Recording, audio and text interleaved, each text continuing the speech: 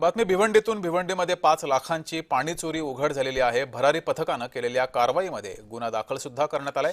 भिवंडी शहरामध्ये पालिका आयुक्त अनमोल सागर यांनी पाणी चोरी करणाऱ्यांवर कठोर कारवाई करण्याचे निर्देश दिलेत।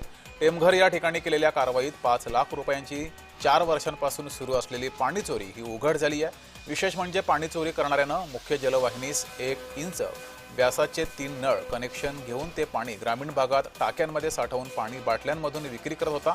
या प्रकरणी आकाश घरत या विरोधात शांतीनगर पोलीस ठाण्यामध्ये पाणी चोरीचा गुन्हा दाखल झालाय।